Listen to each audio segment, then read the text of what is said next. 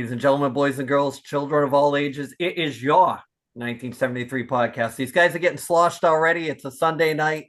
What more can you ask for your podcast? That's usually the norm. Drinking on the podcast, that's baseline, right? Bradford, baseline? Baseline. Sure I don't enough. feel like I drink on the podcast. I have like a gentleman's drink. One. Bourbon. Just one. Well, we've had takeout on the podcast, we've had drinking on the podcast, inebriated on the podcast, Shaggy, right? A couple Shaggy times. has been shit-faced. He's plastered. You can tell how much he's had because he'll be the closer he gets to the camera and the Yes. louder he yells. Yep. Ed confirmed no pants on the podcast, right? Yeah. Confirmed. The Shaggy birthday edition was the best. Right. Fantastic.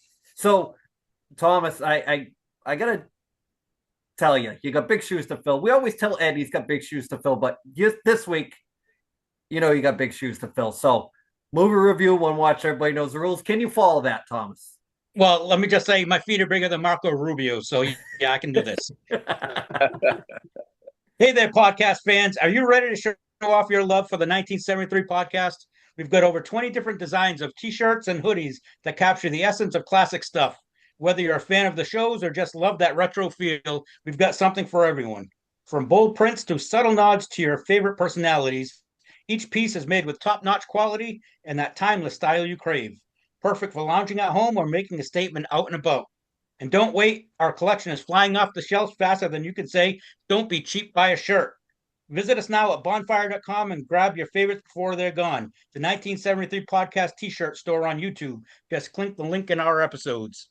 All right, so one watch, everybody knows the rules. My pick. I went with this movie for two reasons. One, staying with the theme of what we've been talking about with tinfoil hat and stuff going on. And I believe not too many of the people on the pod had seen it. So it's a one watch, right?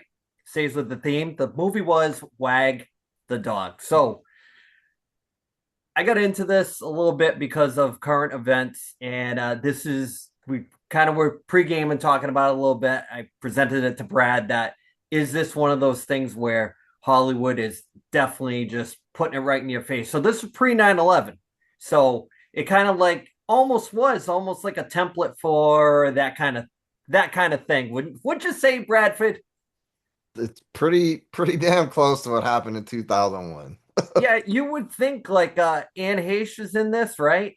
Kind of entry level into that Dustin Hoffman, A lot. De Niro group there. So I mean, what more could they have picked than these guys to kind of take a shot at what this was? And did you notice that Dustin Hoffman's character's name was Stanley? Oh, Isn't that ironic?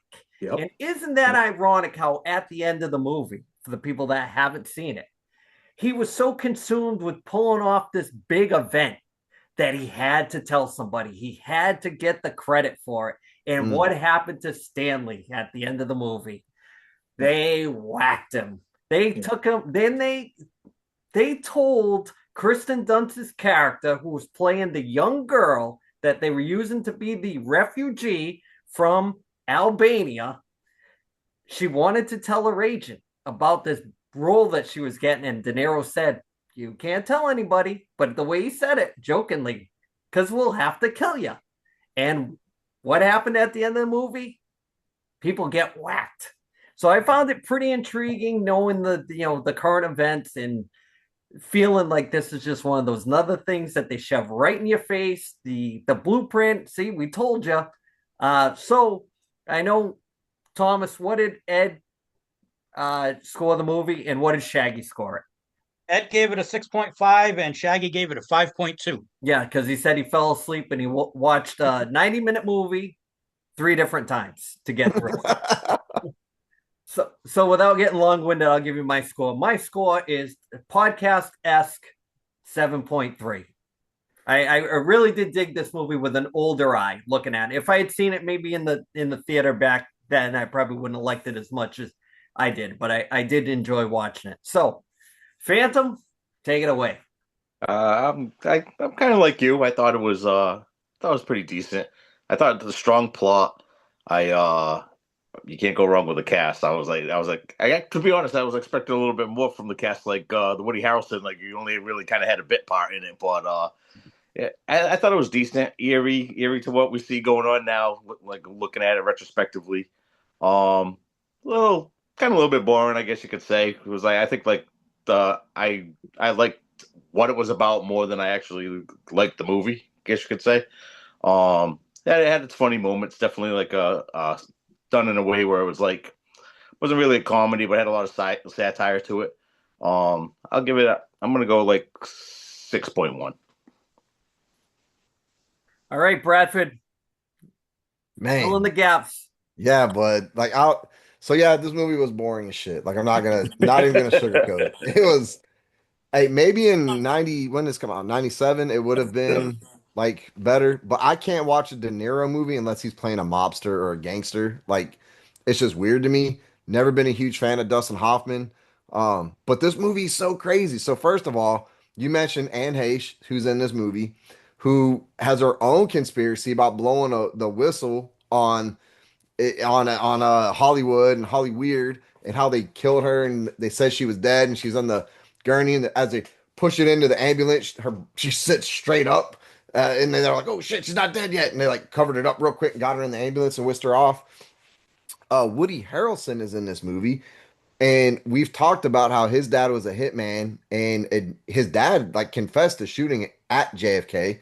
I don't know if it's ever like proven or connected, but the fact that his dad was a hitman for the mob and was confessing to JFK's murder, that's freaking wild to me. That Woody Harrelson was in this movie, playing the bit of a captured American soldier that they had to go rescue. That they did with Jessica Lynch, I think was her name, when we first went into Iraq. Do y'all Yep. remember that? Yep. And there's all Good book on it kinds too. of conspiracies that said that shit was fake. And I never was like, nah, fuck, nah, they wouldn't fake that. Like, yeah, maybe they would, but that'd be weird. And then this movie, after I watched this movie, I was like, holy shit, it's the same shit. They faked it. She never got captured. They ran that shit up because at the beginning of the war, America was like, yeah, go bomb them because like get Obama and or Osama bin Laden because Afghanistan they crashed the planes.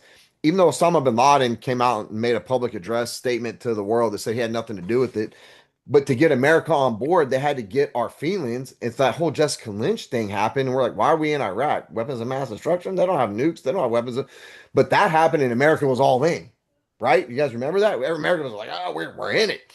So that was weird as shit that they mentioned it in this movie.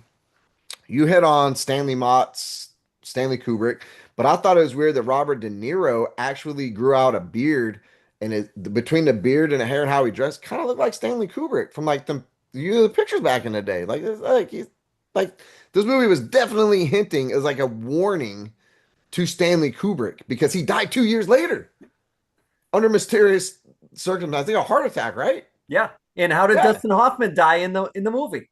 heart attack. Right. I'm like, that's fucking weird, dude. Um, bro, and then the shit that got me popping off in the very beginning of the movie, they're like, we need an anthem. We need a war anthem to rally America. And they bring in Willie Nelson, and he's like, Johnny Dean. bro. And I'm like, God damn, that's fucking Toby Keith, man.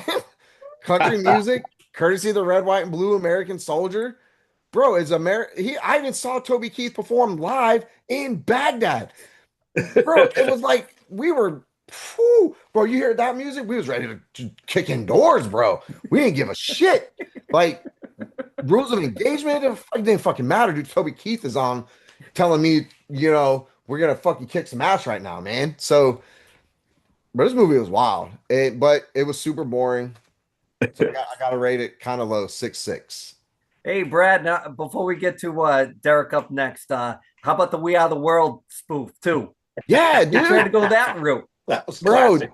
bro. There was so much in this movie. I was like, hold up, how can Americans, even in now modern day America, watch this movie and now see the parallels to what happened post 9/11 and the whole Iraqi freedom, enduring freedom war in Afghanistan, Iraq. How can you not see it? I'm going to tell you why. Because they don't overplay it on TBS for everybody to watch 1,000%. That's why we've never hardly seen it. You know what I mean? Bro, it's crazy. How'd they even get away with making this movie? Like they're telling us, bro, this was the exact script for the war in Iraq. It like to the letter is a Back then, it was just a movie. Yeah. Pretty much no internet back then. Yeah, I mean, they had and the it- whole shit. thing was a distraction away from the. Do you remember what From- the original distraction was? an assault on an underage Girl Scout.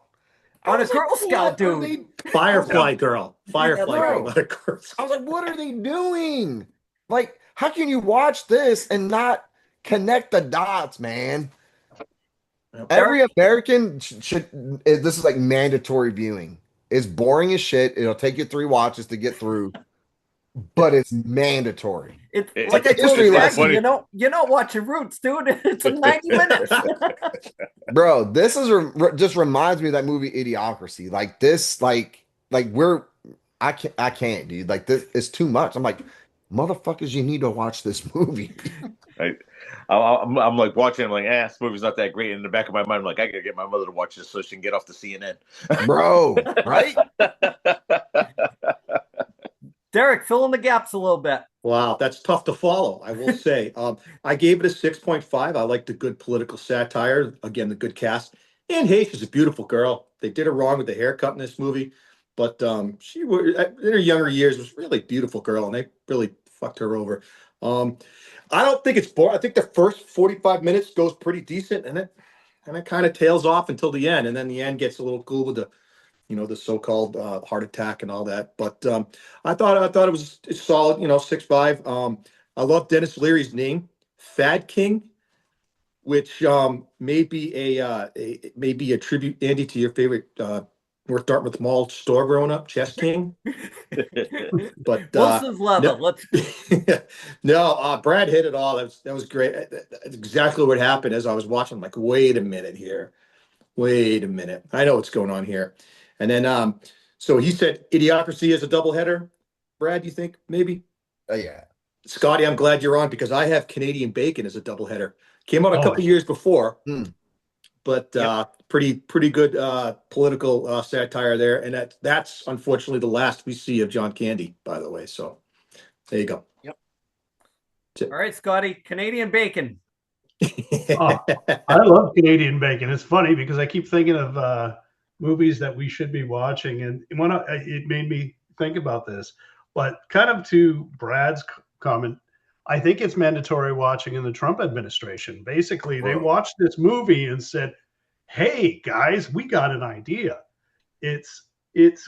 My daughter just graduated with a political science degree, and so I said, "Hey, this is the movie we're watching. It's pretty eerie about everything that's happening." And so she enjoyed watching it for a bit, but then she, at like 45 minutes in, she just checked out. She goes, "Okay, Dad, I got it."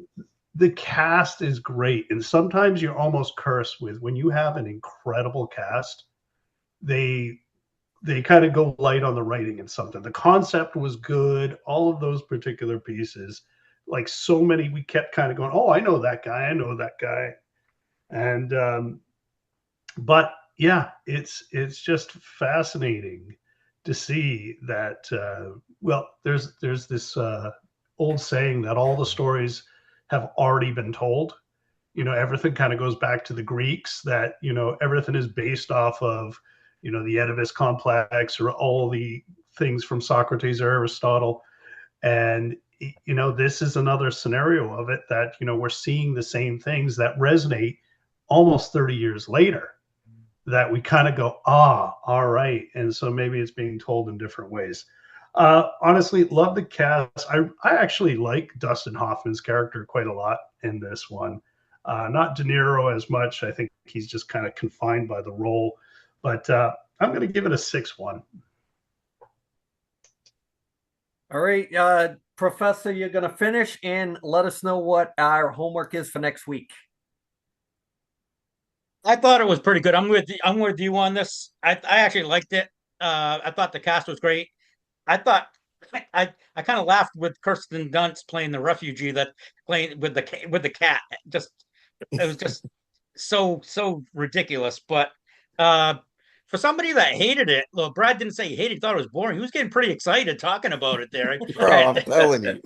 He doesn't get that excited when he talks about wrestling, and he's but That's because I lived it, bro. I lived that movie. That was like the first 5 years of my enlistment, man. It's crazy. Brad, do you feel used after watching that? I felt dirty. Yeah. I thought it was funny that Brad was saying about the distractions of things.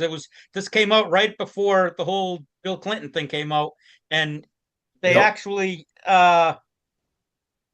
I saw an interview with Robert De Niro, and he said that during the filming, I guess they were in Washington, Bill Clinton wanted to meet with them, and they met with him, and he was asked what the movie was about. And Robert De Niro said they told him, and he said it got real awkward after that. And but I thought that was pretty funny. And another thing with Robert De Niro and Dustin Hoffman, they believed in the movie so much that they didn't take a salary up front on this movie. All they got paid was what the movie made. They got a percentage of whatever the movie made. So I thought that was pretty interesting. You don't really see that very often. Damn. Well, Dustin Hoffman's character only wanted the credit. He didn't want to do it for any money. He just wanted the credit. Yep. So I'm with Andy. I thought it was pretty good. I gave it a 7.4. All right. 7.4, Thomas. Now you're going to do some math for us and give us the final tally on that. Brad, get ready. All right, hold on a minute. Ed math. Yeah, I just screwed up. Hold on. You got to stretch for me. Hold on. We're going to filibuster a little bit. Brad, get that IMDb score ready so we can compare the podcast to the so-called experts. You know it's already on deck, man. Trained professional. That's why I can't do the pod without some of you MFs. We'll do the what movie I'm picking. Okay. I'm gonna go a war movie. I'm going with 2014 movie Fury with Shia LaBeouf, John Bernthal, Brad Pitt, Logan Lerman. I thought that was a really good movie. All right, hold on a minute. 1, 2, 3. Movie for next week is Fury. Oh, that's the tank one? Yeah. Yes. That was a Tarantino flick, right? Yeah. The movie is the movie this week got 6.47, Andy. 6.47, so 6.5, right? We'll round up. Yep. Round it up. Brad, what do you think? IMDb, fellas, 7.1. So we're a little off. Some of y'all were actually hit it right on the number there, but I feel like we're a little low on it. So we got to pump those numbers up, fellas. All right. We're slipping. We don't have everybody on the pod, but some scores are missing here and there. So we'll work with it. We should just do a cut in of scores. I think the score is legit. Yeah. Get a cut in of Shaggy just being like, that movie sucked. 6-0 or whatever his score was. If Shaggy only could have caught the other half an hour, he could have boosted it up a little bit. All right. Maybe if he wasn't shit-faced watching every movie, he could make it the whole 90 minutes. He's not enough. Maybe he's getting old man syndrome. Maybe he's just not enough watching it. So, all right, Brad, we're moving away from one watch. We're going into some quick road to WrestleMania, and I have my usual, are they or aren't they a Hall of Famer? We're going to start with one thing this week. The Phantom loves that. We do it every year. It's great. Go ahead, Brad. Is there anything to talk about, guys? Other than being cursed? I'm actually kind of a fan of Danhausen right now. Like, I hated the reveal, and I hated him and everything about it. But now, once they cursed Dominic and he lost, and now it's a thing, and everybody's playing up to it, and now he's just coming out. He's basically a t-shirt can. He just gives out shirts and he runs off. It's hard not to like the guy. And I was looking at the shirts and I was like, should I buy this? Like, it's the highest selling t-shirt right now. Yeah. Or am I just a mark? Am I just buying into it? Because I was like, I kind of want the shirt. Well, the thing that I thought was shitty though is he curses Dom. Dom comes out, has the little he never brings it up. Yeah. So they never go back to it. Yeah, it's kind of weak. he keeps threatening to curse the Miz or whatever, but like nothing is coming to that either. So I don't know. He's already been cursed for 10 years. I do feel like, and this might be, I texted the Wrestle chat about this. It might be slightly controversial. I kind of want The Rock to come out and fuck up all the plans for WrestleMania because there's like no heat. I don't give a shit about CM Punk and Roman Reigns. Why? Because Roman Reigns has only showed up twice since he won the Royal Rumble. And both times, because he doesn't have Paul Heyman with him to do his talking, CM Punk has absolutely annihilated him in a promo. So bad that the fucking Usos had to come out to challenge Punk. Why didn't Roman Reigns come out to do that? They're like, oh, you talked about our uncle and putting Roman in the grave next. Roman Reigns should have come out to do that. Like that, it doesn't make any sense to me, man. And now they're that Roman or the Cody Randy Orton segment though was freaking nuts. Granted, I kind of feel like Cody hit the little like blood pack thing. That definitely wasn't real blood. That shit was too red. And if you notice, go out and watch it. Randy hits him with the step and he like takes it in the shoulder, flips over the table, comes up, and it's like, they're like, oh, but it's like, oh, JR, by God, there's blood everywhere. And there's like 10 people around Cody and they all have white towels and none of them will wipe the blood off. I'm like, just wipe the fucking blood off. Like one time, just, so, and nobody would. So I was like, oh, that's fake blood. Like what happened to the old fashioned, you know what I mean? But kids program, so I get it. Kid show.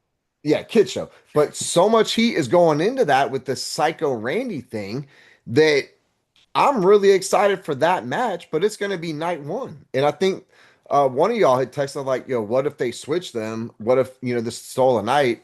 Because they've already announced Randy and Cody's going to be night one and Punk and Roman's going to be night two. So I'm like, I think they need to switch it up. The old switcheroo. And then hopefully Danhausen comes out there and just like curses somebody. I don't know. I'm not excited for WrestleMania like at all, which is sad. As cool as that was, as soon as it's done, I'm thinking to myself, that would have been so much better if the exact same thing happened, except they just switched the guys. Bro, that would have been fire for sure. So I don't know. The roster's so loaded right now, man. Like they literally Bailey just went to AAA to challenge somebody. People are jumping to other programs now that under the umbrella of WWE because the rosters are too loaded, man. Everybody's trying to get a foothold somewhere to do something, but there's so many people, man. We've talked about how fat the roster is. They got to trim it down. They got to get rid of people, but I don't know, man. We'll see what comes of it. Penta and Ray Phoenix reunited as the Lucha Bros in AAA. I thought that was cool. But like, why don't we get that on like Monday night or Friday night? Like the men's tag team division is officially dead in WWE. It is not entertaining at all. Now, Brad, that is a good segue for my Hall of Fame question. I'm going to the Phantom. He is the expert in this. He is all things bar of Hall of Fame. Demolition. Hall of Famers or not Hall of Famers there after all these years? Phantom. What do you think? Yeah. Timu Road Warriors. I was gonna say. I got my Beavis and Butthead Road Warrior shirt on. Yeah. Nice. Yeah. No, they. Can you really go into the Hall of Fame if both guys have already been like three different characters?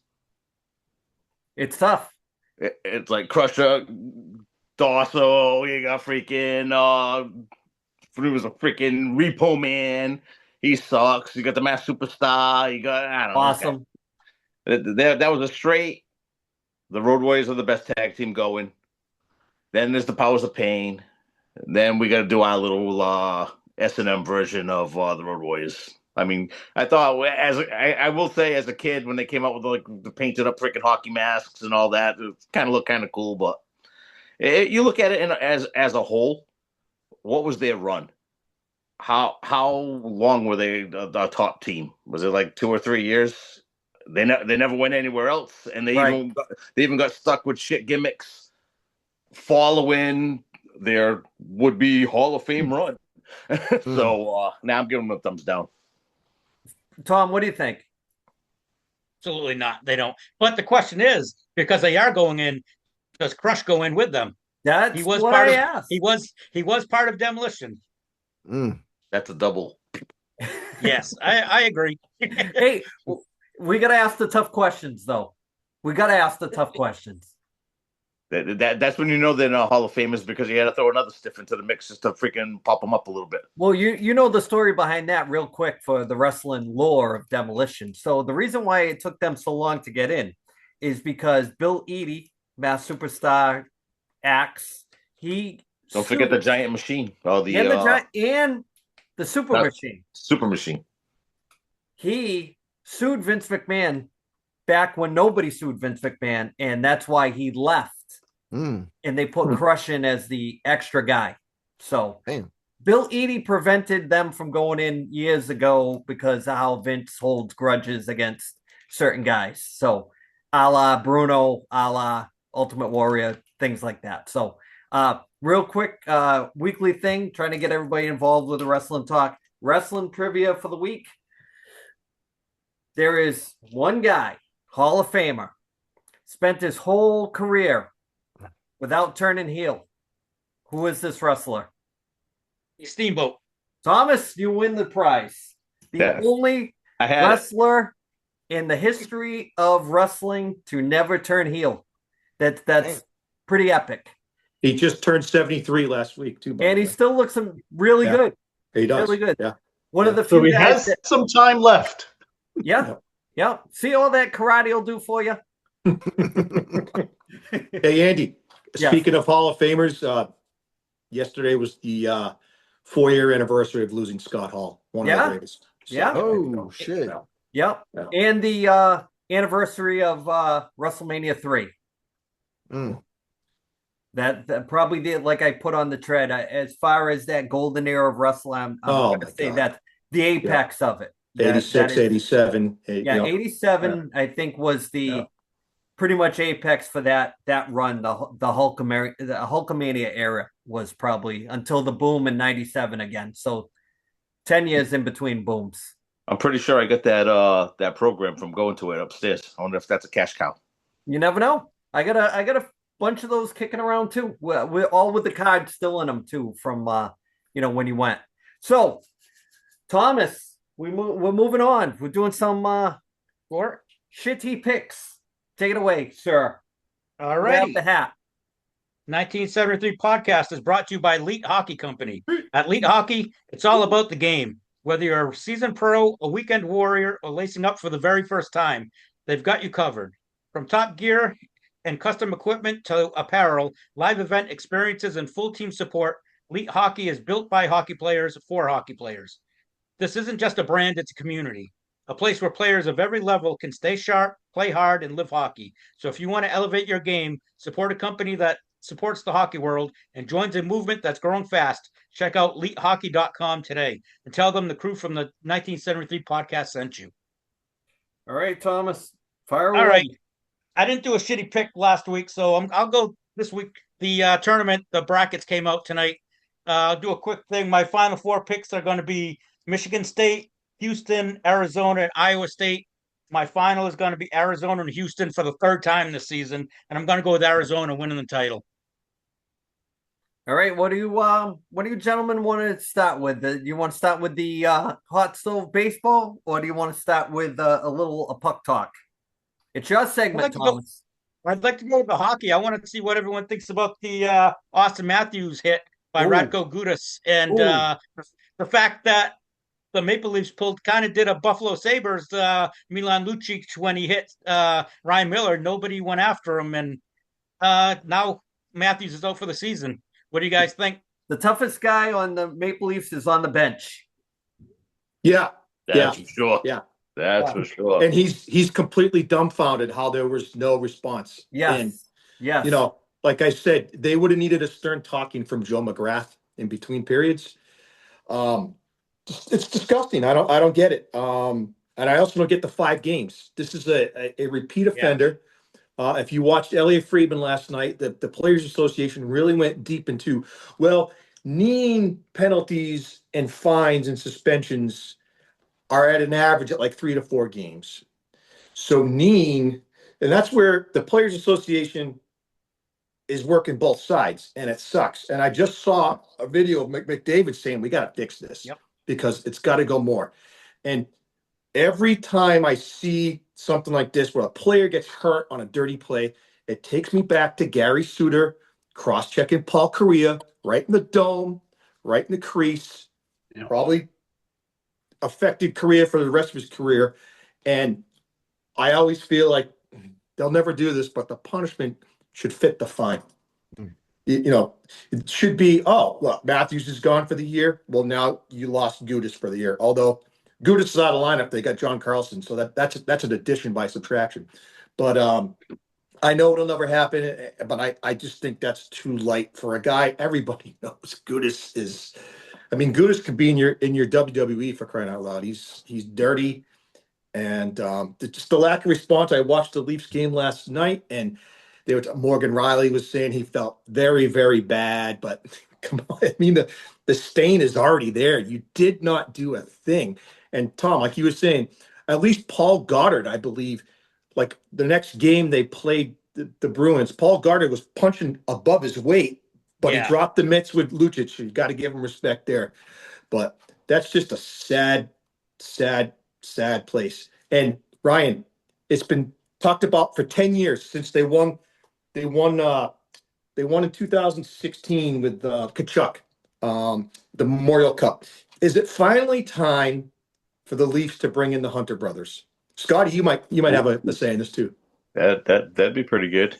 I mean, you look at that roster construction, and I mean, I know they kind of moved Minor out, but at some point you got to mix it up. I don't know if you pick one or two to keep, whether it's Nylander and Matthews, or I mean, you got JT still kicking around, but they've added tougher players, so it's not like I don't know if it's a culture thing there, or I mean they put the tough guy coach back there. He can't get nobody motivated to do anything. It's I mean to play devil's advocate, do you think there might be a case of like they didn't really? I mean, when you see Gudis as a part of it, you probably just jump on him no matter what. Like maybe they kind of shouldn't missed matter a little bit, but it's kind of pitiful that nobody's especially when it's your captain on top of it. It's like, what the hell? The franchise, yeah. Well, Scotty's in that meteor up there. Yeah. So What's the word out there? Yeah. So up here, so basically Matthews came back and he got booed. He got booed the first night back in Toronto, right after the gold medal game, right? And it's also kind of the showing up at the White House with Trump. I think that's what really pissed off a lot of Canadians. And the talk has been they're tanking, and they're trying to tank under to get below the 5th draft pick, because then their first draft pick that they traded for Brandon Carlo is pushed another year. Right now, I think they're 7th, so they are darn close. So when I saw Matthews go, I mean, bad hit, absolutely, knee on knee, knees blown. I just kept thinking, I'm like, well, there goes the draft pick. Well, Bruins aren't going to get that first round this year. Yeah, no. Yeah. And so, but yeah, everybody's talking crap. The other thing that happens here in Toronto, and I've seen it, is the Maple Leafs here are rock stars. Like you go any other city, your hockey team, you can walk the streets, maybe be recognized, maybe not. You're maybe the 3rd or 4th most famous team sport, right? Toronto, you're number 1. You're above the Jays, you're above the Raptors, and these guys are right that way. And it's been since probably, I just hear people talking, it's like it hasn't been since Darcy Tucker, or it hasn't been since Wendell Clark. Gary Robbins. Yeah, I know me, where we've had these guys who fight and they keep looking for that guy. And nobody steps up. And this isn't the first time, right? Like people have taken runs at Marner or Nylander or Matthews, and nobody fights. Nobody steps up and fights, and people are talking about it. They're sick of it. They're talking, you got to blow it up. There's tons of pressure. They're like, and nobody's a sacred cow here. Even Matthews, they're like, in the media, they're saying, is it time to move on from him? Is it time to move on from your 40-goal scorer, right? It's like, come on. It's a bit crazy. And everybody, they're I've seen people burn jerseys. I've seen them bury them. They're beaten here. They're like the Sox fans, right? They're like, will I die before I see a championship? It's a beaten franchise up here. The crazy part about it is if they do blow it up, Guardian. The North American game is dying, dude. That's the problem. The problem is you're too skilled and you don't have what makes the sport the sport. And right. We talked about it a bunch of different times over the years on the podcast. Even before that quote was relevant, we were talking about that. And don't forget, Gudis is the guy that got Crosby. Yeah. That's a heavyweight right there. That's an NHL heavyweight right now, especially when you can run around and do stuff like that. I'd like to see him do that to Tom Wilson. That'd be quite the matchup. Right. Well, Andy, if I'm with you, the game is that we grew up with is dying. But if we had a Rock'em Sock'em video to show to the new generation, that would be Exhibit A in the concussion lawsuits. So it's a fine line we're walking here, but it certainly has changed. We can say we've talked about it too. We've talked about how the marketing of the NFL was on those heavy hits tapes back in the day, try to promote something like that now, and it's like they want to throw the book at you with that. Steve stuff. Atwater would be in jail. Oh yeah, pretty much. The Sports Illustrated used to give out those tapes with the yearly subscription. Remember NFL's hottest hits and all that stuff. And it's with your football phone. The football phone too. Yep. Hey Andy, another trend that I don't like here. 25.7% of games are going to overtime. They're going to do something about that. And so the 3-on-3, when it first came out, we were all, awesome. Oh, this is great. Up and down, chances galore, this, that, back and forth. And the coaching has now taken all the fun out of it. Yep. And so, I mean, last night I watched the Jackets Flyers overtime. One shot on net. Yep. One. With 2 seconds remaining in the game by Rasmus Ristolainen, who was not exactly Paul Coffey. No. So the system's broken. They got to do something like a basketball type backcourt violation. Yeah. Can't bring that puck maybe bring it to the red line, but you can't pass it back to the goalie, and then just reset. It's broken. The fans boo it too. Yep. Every single time they boo it. And, I'm kind of done with the shootout as well. So we'll see. But what do we do? How do they fix it? Is it a point system where they go 3-2-1? Ken Holland's been banging that drum since the first lockout, Ryan, I think. So how do they fix this? But I'm tired of all these overtime games. Just go back to ties. Oh, I hate the ties though. I know, but still, go back to the original 3 columns: win, loss, tie. That's it. That's probably. I mean, it just. Yeah. I mean, how you got Columbus and Philly are. I mean, Philly's still battling, but Columbus is right there at the wild card. How do you not say just go all out, go? And I'm watching, and it looks like 1998 Predators Wild. Like the trap is in there for the 3-on-3. And so if you're trying to push the skill, Bettman's trying to push the skill over the grit. Maybe we should make some rules to win. And again, it's not working. It's just not working. And it's over a quarter of your games going to overtime. You're a very mid-league, as the kids would say. You're just a very. I think that's still, we can put that kind of in a little subcategory of the North American game dying. They're trying to get too international with that stuff. Yeah, exactly. Nope, it's exactly right. Not not to get long-winded with the hockey stuff before we move on to the baseball stuff, but the thing that is killing the NHL is that they always want it to be international or be more like the Olympics. But I said it before. Yeah, if you only had 8 NHL teams, you would have all the skill on 8 teams. But when you keep adding teams to it, and Scotty's cousin from marriage just made the NHL when used to be in the East Coast League. It's just crazy how that works. Yep. And then they take the character guys out of it. They can't stand up for a Matthews or Crosby, where you used to have those guys on the fourth line. That stuff goes on and on and on. So, it's long-winded. We'll beat that dead horse for a long time. Yep. So hey, shout out to Ryan for giving me the credit of my victory lap on Kadri going back to the Avs. Thank you very much. Now we'll see. Also getting Nick Waugh. I mean, they're loaded, man. We'll see. The goaltending it's gonna come down to goaltending for them. Which wood, Blackwood or Wedgwood, is in the net. We're probably gonna see a lot, right? See a lot of goalie rotation in the playoffs, more than we've ever seen before. I mean, there's just so many. I think one goalie this year, 1 or 2, is on pace to play over 55 games. Vejmelka and Saros, who always plays into the 60s. And so that tells you right there that the number one goalie is kind of gone.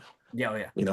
So yet another thing. The Grant Fuhrer 70 games in a row is, that ain't happening. With Franklin pads, too, let's just say. The Franklin pads. Yep. Thomas, what do you want to talk about? Let's talk some World Baseball Classic. It's going on right now. Team USA is playing the Dominican in the semifinals. Right now it's 1-0 Dominican, 3rd inning. Let's talk about that loaded Dominican lineup. Oh, my God. Yeah. Oof, that's scary. Caminero hit the home run. Yes, he did. Did he? Yeah. That sounds like an Epstein quote. Epstein's rabbi? Is that the island? Hey, Tom, The full Dominican mark was the for the island? Team Italy. I mean, out of nowhere, this team is just playing, Yes. And I've got a little grind my gear thing is they've got to figure out a little better way to get guys to play for certain countries because, I mean, Austin Wells is playing for the Dominican Republic. Come on now. Right. Yeah. And the whole another Italy sweat team's hog from the thing United here. States. Another sweat hog thing. Barbarino, though from Brooklyn, would have been playing on the Italian team because Vinny Pasquantino. You got this guy ending in a vowel playing for, so it's a little out of control. Yes, like Lars Nootbaar 4 years ago playing for Team Japan. I mean, come on now.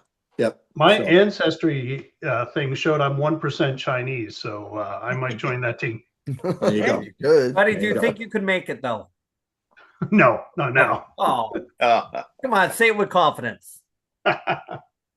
Question is, do you think Major League Baseball should do this later in the season? Do it like somewhere around the All-Star game so that these guys can pitch more than once. I mean, it's ridiculous that you get Tarek Skubal can only pitch like 30 pitches, 40 pitches, and then he's gone for the rest of the tournament. I mean, Paul Skeens is actually pitching tonight, so he's pitched twice, but it's just ridiculous, like the constraints these managers have. Well, remember when we were kids, they used to do this Japan tour after the season, MLB All-Star. So why not go after the season? You're playing it in places that are going to have the same climate as you have now, Florida, California, Texas.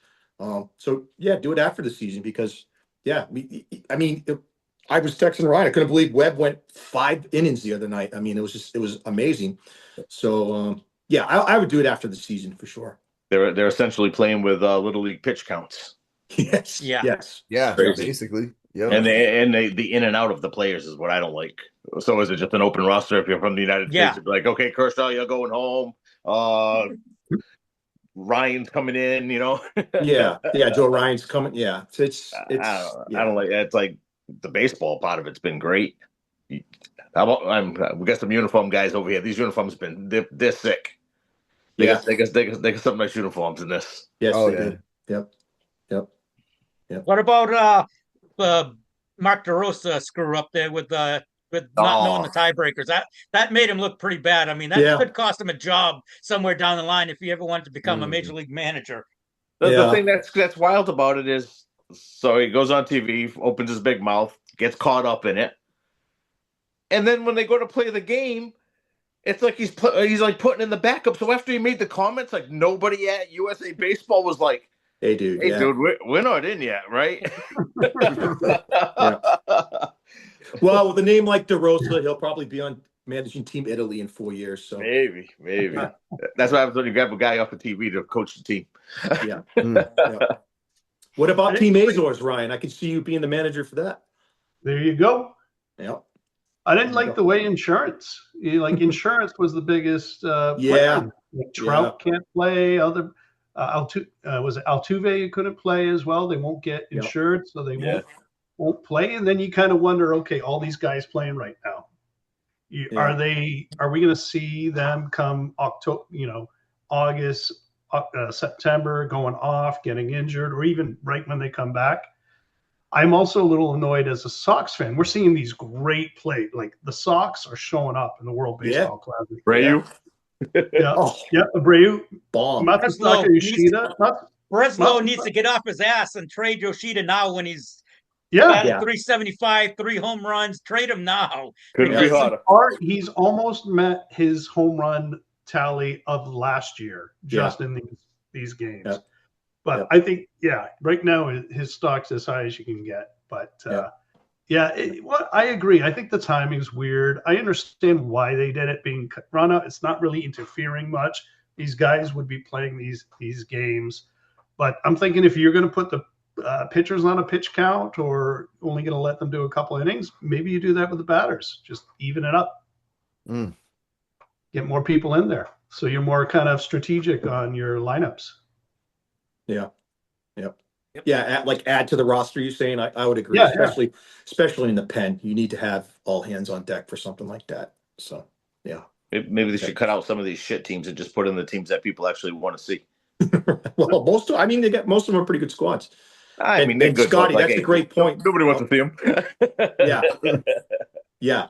Scotty, that's a great point about the Sox. I mean, I love Garrett Whitlock, and I got to hold my breath every time he pitches because he's a great pitcher. But is this where the elbow ligament comes flying out onto the third base, dugout or something? So it's tough. Exactly. You don't want to see your World Series chance go before you even play game one.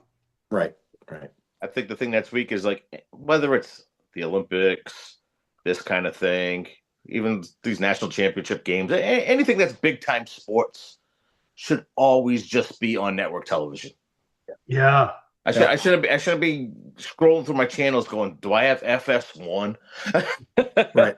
It should be on Fox and FS1 though, right? I was talking it's on. Yeah, it is on Fox. So FS1 today. I was telling Derek, like, I didn't really look to like try to even watch it. Like, they don't really even advertise when the games are on. I pretty much watched almost all of it off of Instagram highlights. Like I'm 15 years old. Japan. Hey, Brian, that's a great segue for a topic for another day. But we're killing college hockey because we don't broadcast it good enough. Yeah, I mean, it's like a high school. It's an audio video club production on ESPN Plus. Big Ten Network has it right, and that's it. They want that game to grow. They want these kids to come over. They've got to do something about this. FS1 had 2 of the Michigan State games. That's a start, but ESPN really. I mean, come on, really good. It's a great product that's only scratching the surface, in my opinion. So ESPN don't even show sports no more. It's all talk shows, man. Yeah, all talk shows. Yeah, good point. Yeah, Japan put the entire World Baseball Classic on Netflix, so it's completely behind a paywall. Oh, that's right. Right, and they're massive baseball fans. Yeah, that makes sense for Japan. That wouldn't work in America though. Like the NFL and college football are so big. We're already seeing the NFL. You got to have 5 different subscriptions to watch the NFL to catch every game. And I wouldn't be surprised if college football starts transitioning that way with all this NIL money they got to pay up. But if they did that with this, there'd be even less people watching the World Baseball Classic than there is now. Yeah. If I could chime in a little bit on this topic, don't you think we talked about it couple podcasts back about sports, how it used to be accessible for like, channel 6, channel 10, channel 12, just so that you had that access to, your grandmother could watch it or whatever. Of course. And when you kind of get away from that, doesn't it kind of screw the people that kind of almost like wrestling being cheap for Yeah. families to go to. Yeah. Aren't they kind of whoring out what made the sports Yeah. watchable? Yep. It's all a Aren't you spectacle. surprised when you see it on like NBC? Like you see a game on NBC, Yeah. you're like, Oh, wow. wow. Yeah. Yeah. Yeah. And Yep. and it usually has the best like feed. It has the best color. It Yeah, has, shop. yeah, Yep. it's like ultra 4K like viewing, and there's 90,000 cameras in there, and it's like, why can't it be like Yeah. this just every week? Right. Yeah. But my 2 cents. Go ahead, Thomas. Feed into That's all it. I have. Feed into it. Damn it. No, that's all I have. My tinfoil hat conspiracy for the sports. Yeah. Put that on regular TV so your grandmother can watch it. Damn it. But hey, bring Sports Channel back. Oh, Sports Channel was great. You Hey, and I we- were talking about it. The we 87 had to pay Canada for it. Cup. 87 Canada Cup on Sports Channel. Yeah, You know, and they had Hartford Whalers, baby. You Well, know, just bring look it at back. what made TBS special back in the day from 1974 on was the Atlanta Braves baseball. How many people had cable and watched the Atlanta Braves and they had no interest in watching the Atlanta Braves just because you got to see National League games, America's team is 7:05 start. right? Jones. It was Hey. TBS and you had WOR. You could catch New York teams. I Yep. became Mark Lemke's only fan, I think, in the U.S. from watching the Braves on Glamour. TBS. Yep. Well, and And hey- don't forget the other thing that was made TBS special, 6:05 on Saturday night. Yes. Can't go wrong. Da-na-na-na-na-na-na-na. Yep, can't go wrong with that. So, Da-na-na-na-na-na-na-na. Yep. Ted Turner made millions off of that channel because it was the first broadcasted national channel before cable was cable. Yep. Yep. Those were the days. And then Speaking of- WGN before lights, you'd have the Cubbies games when you come home from school. Yep, Yep. Yeah, Harry. no night games. no night game. Awesome. I mean, by the time you got home, Harry was already 3 Shit cases face. in Yeah, to his Budweiser. So you got the good stuff from Harry. So yeah, rest in peace, Harry. And Skip Carey too. Rest in peace. Don't make it Yes. like that anymore. Thomas, you have anything to add? I'm done. All right, Bradford, time for the world of weird. Twilight Zone. Hit that music, Rod Serling. Alrighty. This segment of the tinfoil hat is brought to you by RC Custom Cards. You collect cards, want something truly unique in your hands. RC Custom Cards turns ordinary cards into extraordinary, custom designed trading cards created just for you. Whether you're celebrating a milestone, honoring a team or friend, or building a one-of-a-kind collection, RC Custom Cards crafts premium, personalized cards built to impress. Great quality, great design, and 100% custom. Made for collectors, fans, and anyone who wants something special. Are you ready to elevate your collection? Head to rccustomcards.com and see what you can create. Tell them you heard it on the 1973 podcast. Back to you, if Brad.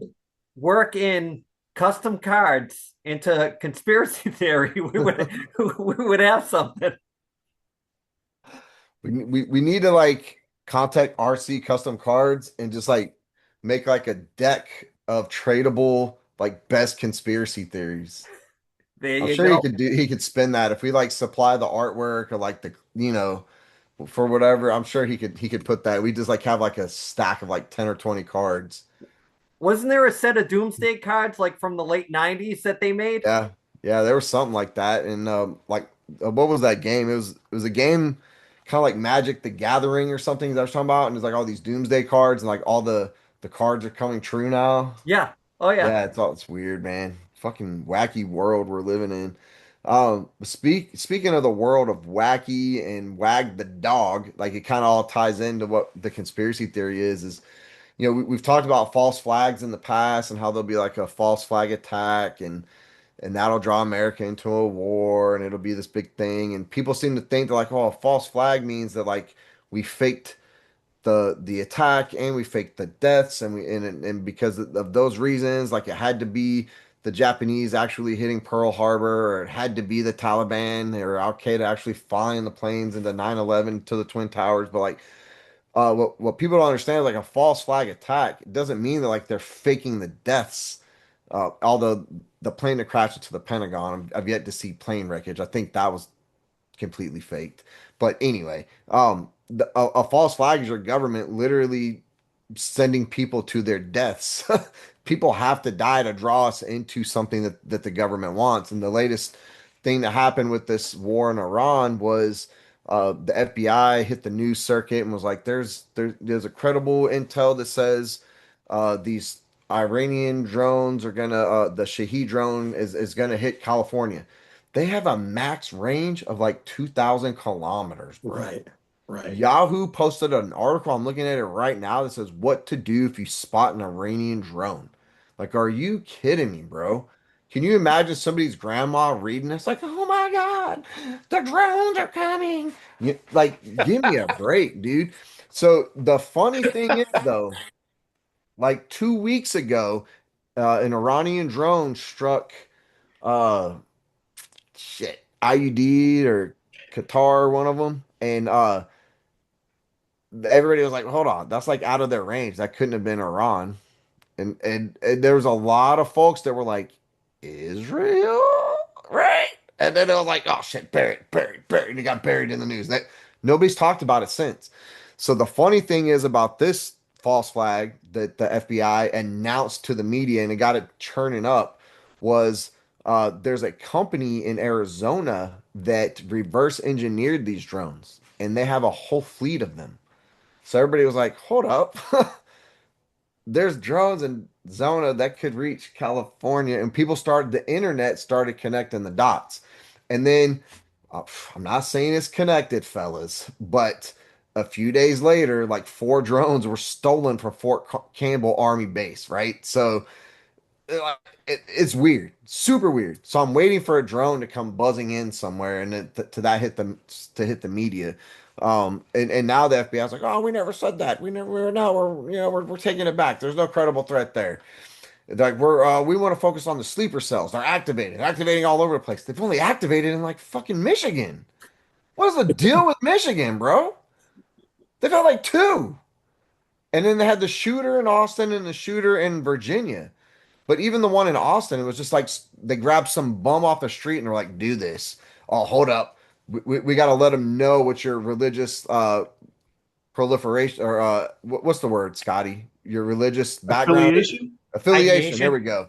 And so we're going to put you in a hoodie. We're going to stamp Allah on the front. Yeah. And that's going to tell everybody that you're Muslim. I'm like, what? Straight from the 1973 podcast store. Yeah, right? They were like, hold up. We don't have a shirt. Hey, it's somebody with a Cricut. Screen print this shit real quick. You know what I mean? Like, oh, go do like, come on, man. Like it's so weird, dude. Like every day I read the news, it's something funky going on. Now they're saying that BB might be that there's a lot of talk about that, that they might have got him.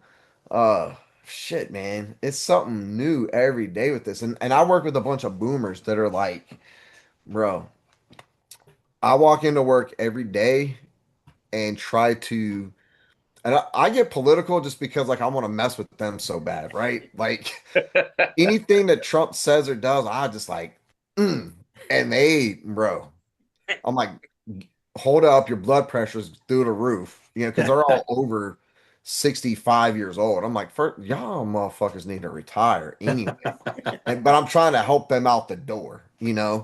And bro, but like that demographic though will not listen to reason when it comes to anything MAGA related.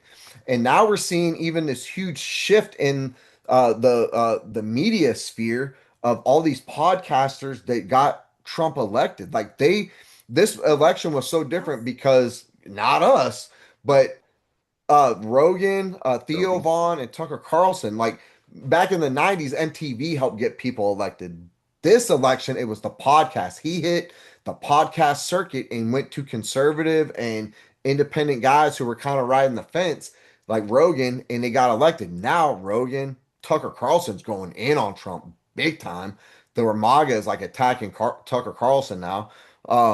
Theo Vaughn, as big of an idiot as he is. Have y'all ever listened to Theo Vaughn or watched his podcast? Dude, hilarious guy, first of all, but like straight idiot and burnout.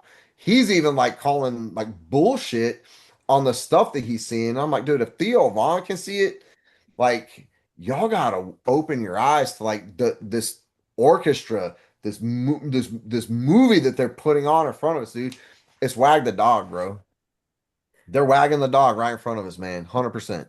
So All these drones just make me long for the Greg Brady UFO conspiracy. yeah, Bro. fantastic. That's a good Tommy, pull right there. give us some sound effects to that, Tommy. Yeah. Yep. There you go. Love Brad, it. now you're saying Iran has IUDs like the contraceptive? They have IEDs, maybe, or the Shaheed. I don't know. We need that clarification for legal.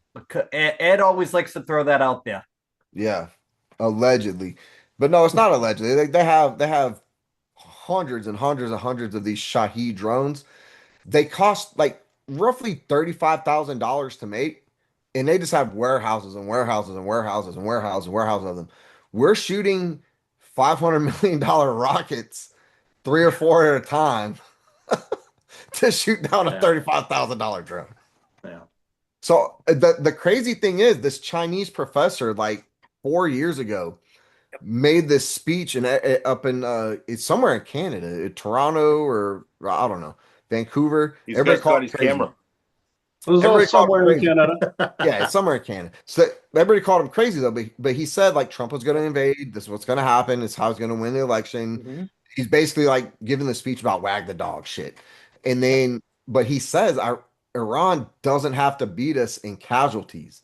They don't have to fight back. Like, let the Navy sink, let the troops come in. We've got the terrain, we've got the size, we have the geography advantage, and we have these drones. We will bankrupt America with these missiles because we have so many drones and they can't make missiles fast enough to shoot them out of the air at $500 million a pop. Like, we can't afford it. And so the whole thing is like, the plan for this, like, they don't want to beat us, they just want to bankrupt us.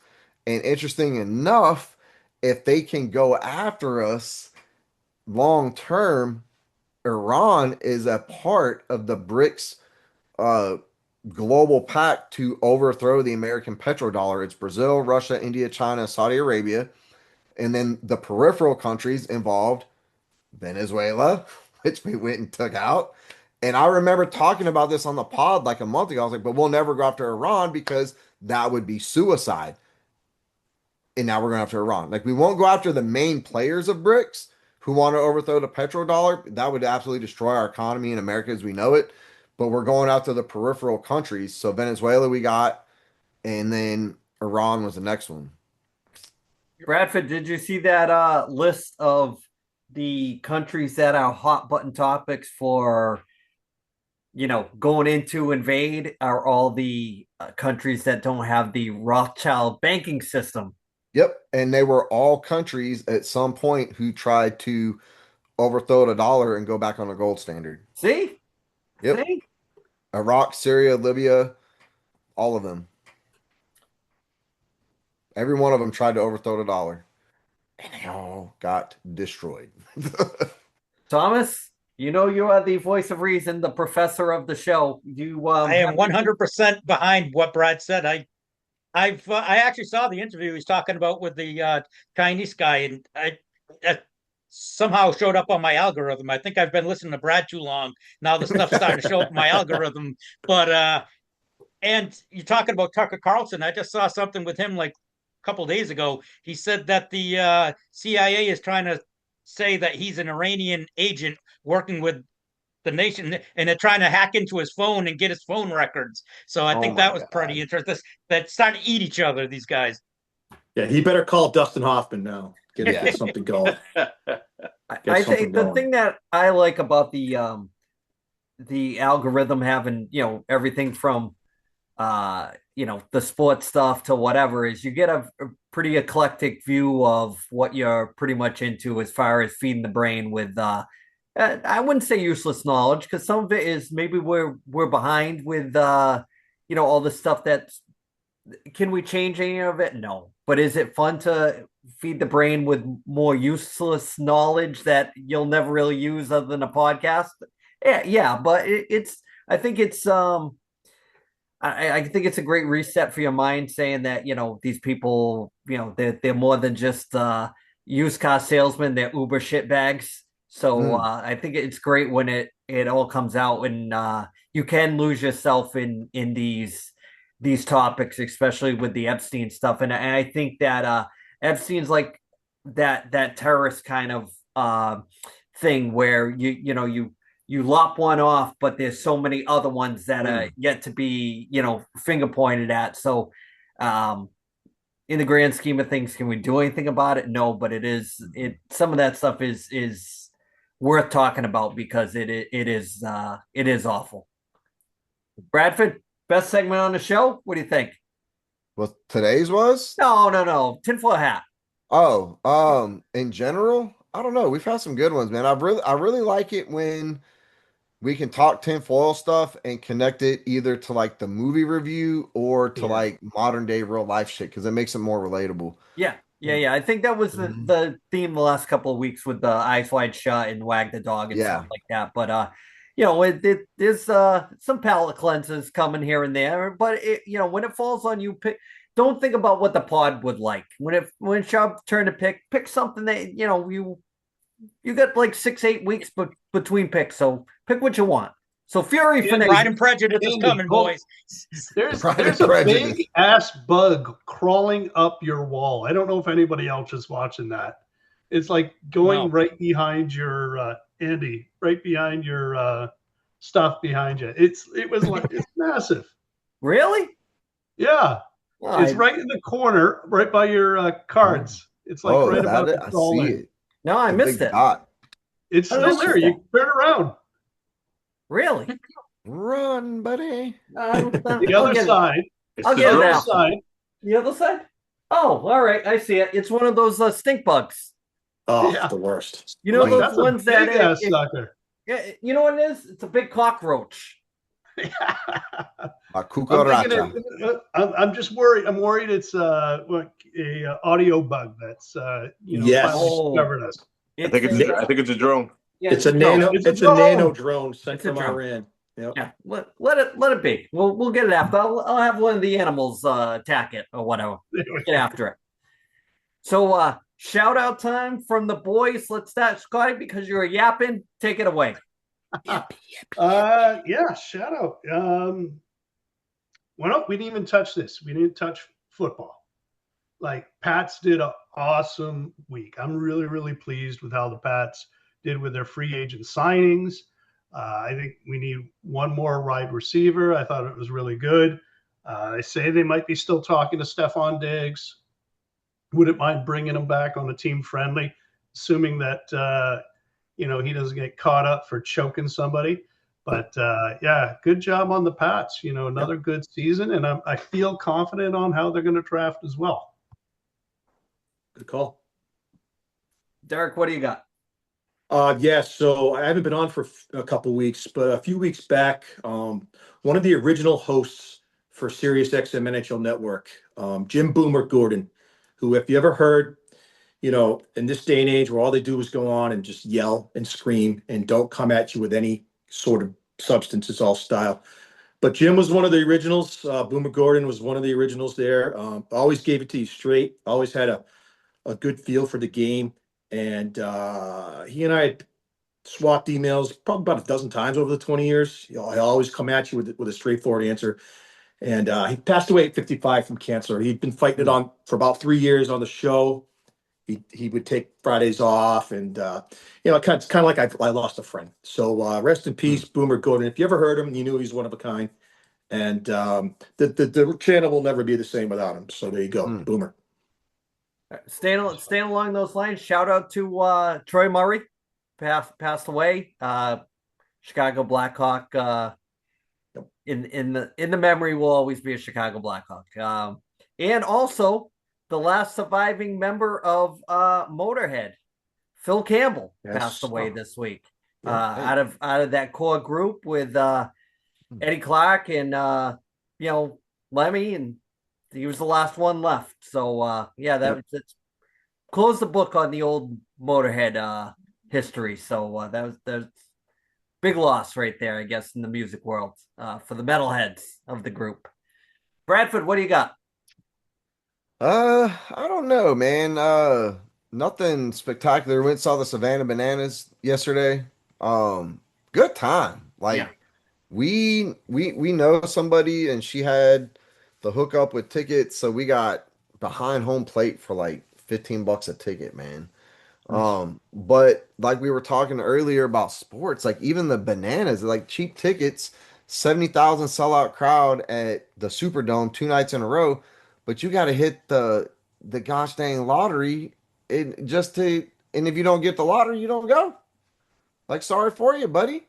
And we got there, and I don't know if it's a banana thing or if it was a New Orleans thing because of like this sleeper cell bullshit from the FBI, but I've never seen New Orleans locked down like that before. And so like we parked and we walked up and we went through one checkpoint with metal detectors. Then we hit another checkpoint and they wanted to see the ticket. And I was like, well, our friend has a ticket, so she's over here. Can we like like we got it. We can't get to the tickets because you're stopping us. And they wouldn't let us in. So then we went out another way, and the cop stopped us and said we couldn't walk through this thing that I walk through literally every time we go to New Orleans for any game or sporting event. And I was like, what the hell, dude? I just like it's 100 feet. Can we go? They're like, nah, you gotta walk all the way around the Smoothie King Center. I'm like, bro, that is gonna take like 30 fucking minutes. Like, I don't have time for that. And so the cops turned us around. So we went back to the original point of entry, point A, and they decided the crowd surge was too high, so they closed the fucking gates. And at this point, I was like, I don't know if we're gonna get in. We got to get our tickets. And and her Jess's friend is like blowing her phone up, like, where are you guys? We got the tickets and you got to meet us. I'm like, we can't get there unless we take a fucking helicopter. You know what I mean? So we wound up walking up the stairs, ran into like customer service, and I was like, look, dog, I'm at my boiling point and it is not your fault. But if we don't get a miracle right now, like, I'm going to lose my shit. And we called the friend, she did a thing. She's like, oh, here's your tickets, boom, boom. She scanned us in.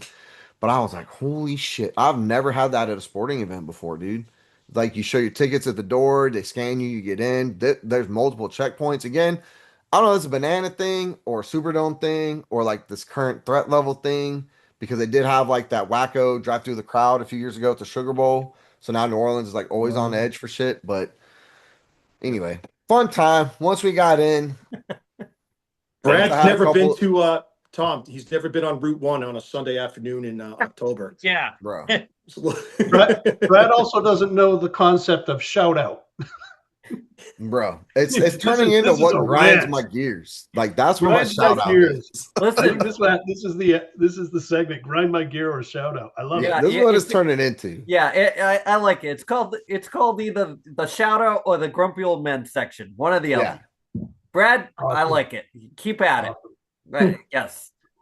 Phantom, what do you got? I'm gonna shout out Roman Anthony just went yard. US is up 2-1. He's all ours, baby. Yeah. Crushed it. Nice. You followed Brad with that? Hey, man. I got to tell him he's going to start going back to the paper tickets. That would have happened. Yeah. True that. Give me a paper ticket any day, bro. Any day. All right, Professor, you get to close the show. What do you got? Shout out. The Phantom and I this coming week have our fantasy baseball draft. It's going to be year 34. Wow. With almost the same guys. Scotty, I believe you were one of the originals in this pool. Yeah, somehow I was like kicked out, I think. Didn't pay. So it's I know a couple of those guys watched the podcast, so I'll give them a shout out. See you this weekend. Cool. Watch the fucking podcast. Stop being cheap. Buy a shirt. Yeah, buy a shirt too. So we'll see you, I guess, from this time till next time. We'll see you later. That's the worst ending of all time.